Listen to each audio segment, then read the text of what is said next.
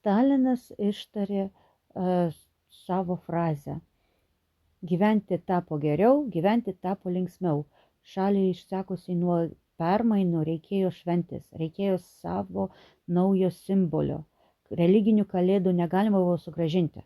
Tai ideologinis priešas. Reikėjo sukurti pakaitalą, imitaciją. Tada partijos technologai iš dulkėtos istorijos sandėlio ištraukė senąjį Morozą. Jie nuvalė nuo jo kapo žemę, nuplovė nuo lasdos išdžiūvusi kraują, perdažė kailį. Beje, iš pradžių jis dažniausiai buvo mėlynos arba baltos spalvos kaip ledas. Jis tapo raudonas, kad atitiktų sovietinę vėliavą ir vėliau ironiškai prisitaikytų prie vakarietiškų standartų Coca-Colos. Jie paskyrė jį pagrindiniu sovietiniu naujųjų metų tvarkytoju. Tai buvo taiklus sprendimas – paimti senovinį baimės simbolį ir priversti jį dirbti valstybei.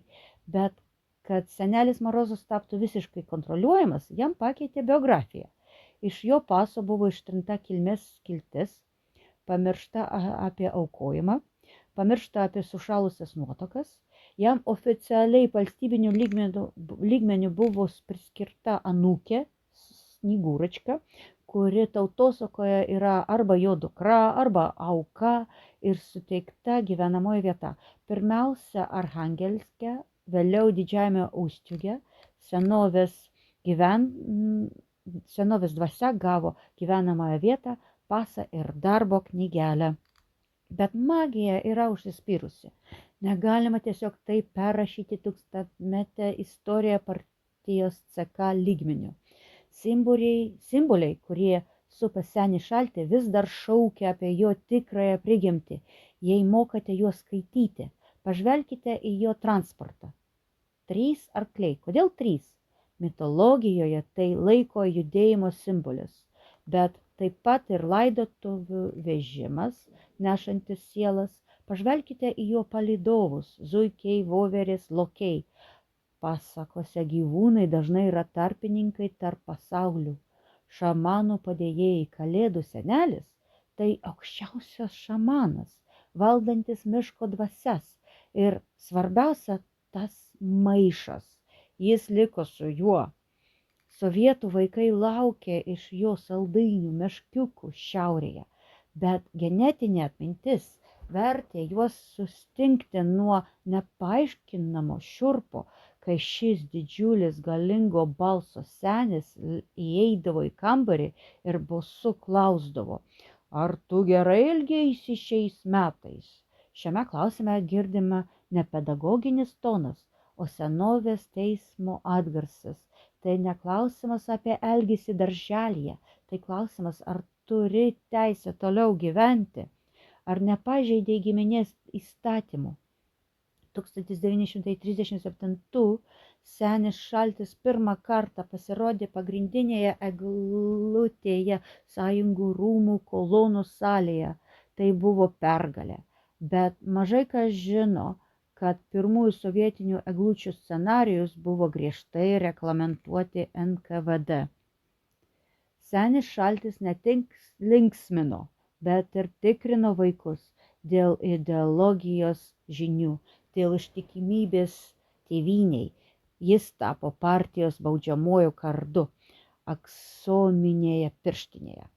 Bet kuo ilgiau jis egzistavo šiame naujame dirbtinėme įvaizdyje, tuo labiau per pigų grimą išryškėjo senovės pabaisos bruožai. Yra uždarų archyvų, psichiatrijos liudijimų ir miesto legendų, kurios nepatenka į oficialią įvykių suvestinę.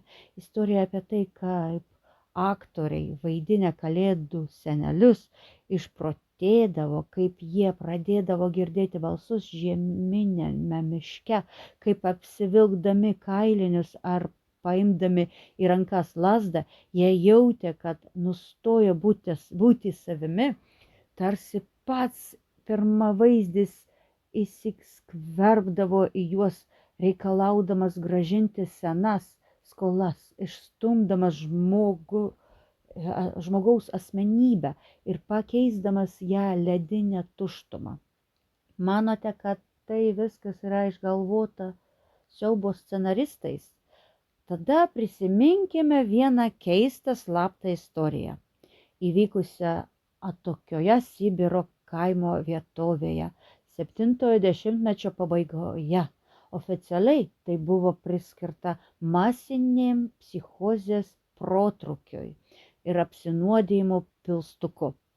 Tačiau vietiniai gyventojai iki šiol bijo kalbėti apie tą naujųjų metų naktį, kai iš staigos pas juos atėjo kalėdų senelis, ne aktorius iš rajono centro su vadine barzda, o tikrasis. 1978 metų žiemą atokaus kaimelio Tomsko srityje, kurio pavadinimo mes neminėsime, kad nesukeltumėme nelaimės tiems nedaugeliams, kurie ten vis dar gyvena. Senbuviai šią istoriją pasakoja pašnabždomis ir tik tada, kai išgeria pakankamai, kad užgniaužtų baimę. Vietinėme klube vyko naujųjų metų vakaras. Jaunimas, armonika, pigus tabakas ir naminis alkoholis juokas. Laukiama iš rajono centro pakviesto linksmuolio, kuris turėjo atvykti rogėmis apsirengęs kalėdų senelio kostiumu.